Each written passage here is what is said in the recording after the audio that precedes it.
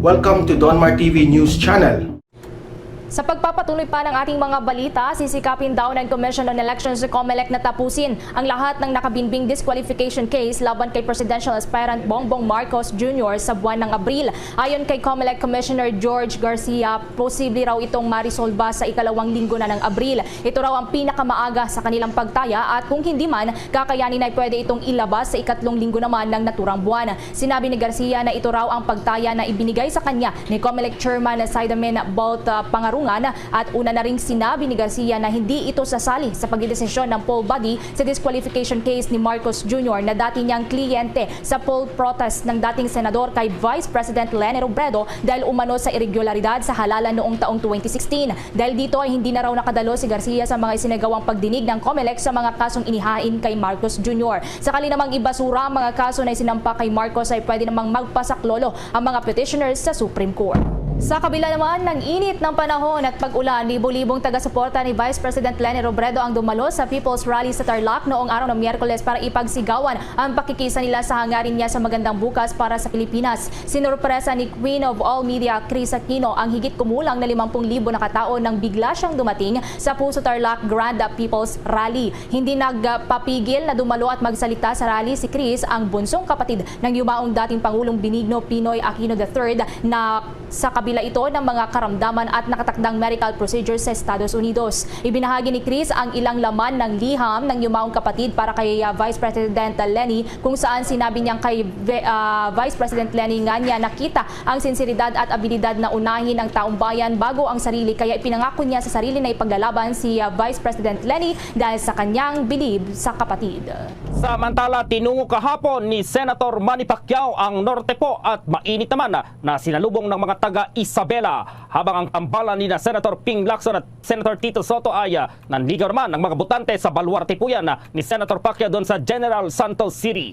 Nasa Quezon Province naman itong senatorial aspirant or itong presidential aspirant na si dating Senator Bongbong Marcos at Mayor Inday Sara Duterte Carpio at ang buong unity team para sa kanilang kampanya. Ang tambalang Mayor Isko Moreno at Doc Willie Ong naman ay nagsagawa ng grand rally doon po sa Malolos sa Bulacan. Sobra namang sakit, Kuya Eddie, matapos ipagpilitan na itambal ang presidential daughter na si Davao City Mayor ni Sara Duterte Carpio sa presidential candidate na walang iba kundi si Leni Robredo, ay tuluyan ng pumalag at nagsalita ang mayor ng Davao City at tinuldukan ng mga taong pilit siyang itinatambal at gumawa ng issue na dapat ay lumipat siya kay Vice President Leni Robredo at sumama sa partido nila, dahil nga di mo dito ay hindi na nanahimik at walang pagdadalawang isip at buong tapang nanindigan ng presidential daughter na si Davao City Mayor ni Sara Duterte Carpio na hindi di mo niya iiwan ng dating senador na si Bongbong Marcos Jr. at siya ay mapaglabra de honor ng mananatiling hanggang dulo ng 2022 national election.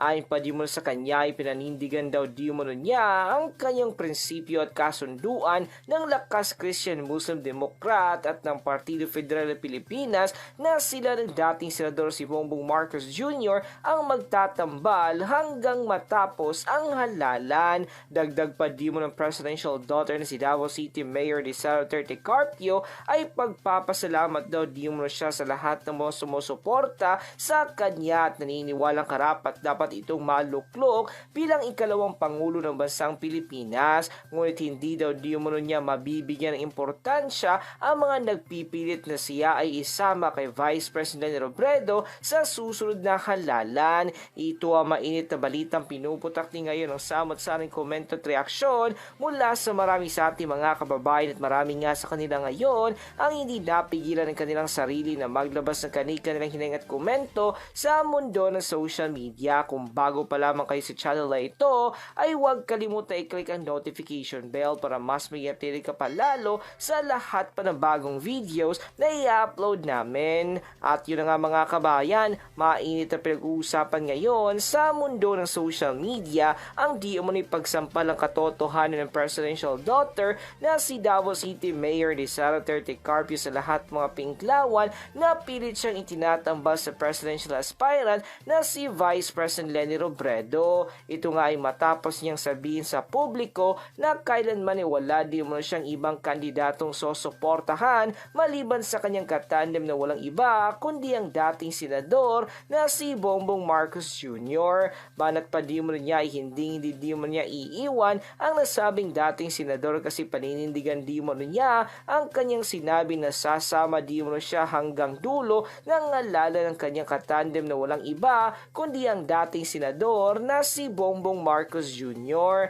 Nang lumabas nga ang balitang ito ay umani agad ang samot-saring komento at reaksyon mula sa marami sa ating mga kababayan at marami nga sa kanila ngayon ang hindi napigilan ng kanilang sarili na maglabas ng kanilang hininga at komento sa mundo ng social media. At ayon nga di sa kanila ay sobrang humahanga daw di sila sa presidential daughter na si Davao City Mayor ni Sara Duterte Carpio kasi nga ay nakikita at nararamdaman di nila na talagang may paninindigan ito sa lahat na kanyang bibitawang salita at talagang may tunay at totong pagmamahal ito sa ating mahal na bayan. At ito na nga mga kababayan, narito ang full video kung saan ay walang pagdadalawang isip at buong puso di mo nang kinumpirma ng presidential daughter na si Davao City Mayor ni Sara Duterte Carpio na nanindigan na hindi di mo niya kailanman iiwan ang presidential candidate na standard barrier ng Partido Federal ng Pilipinas sa walang iba kundi ang dating senador na si Bongbong Marcos Jr. Sabay-sabay nating panuorin ang viral video.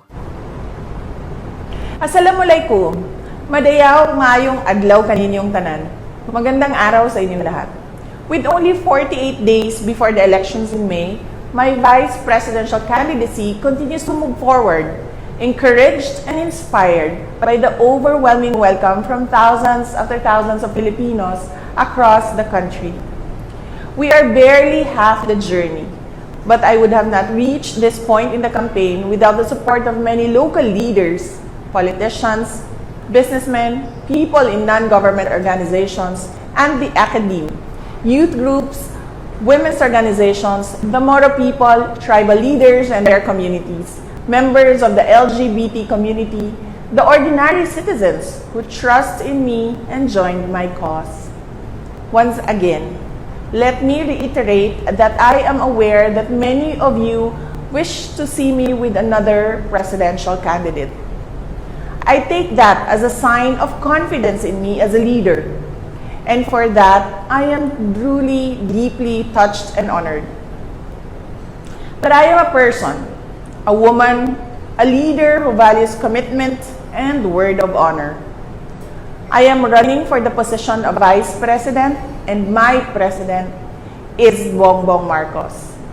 The presidency was the option for Apo BBM as it was for me. I chose the Vice Presidency.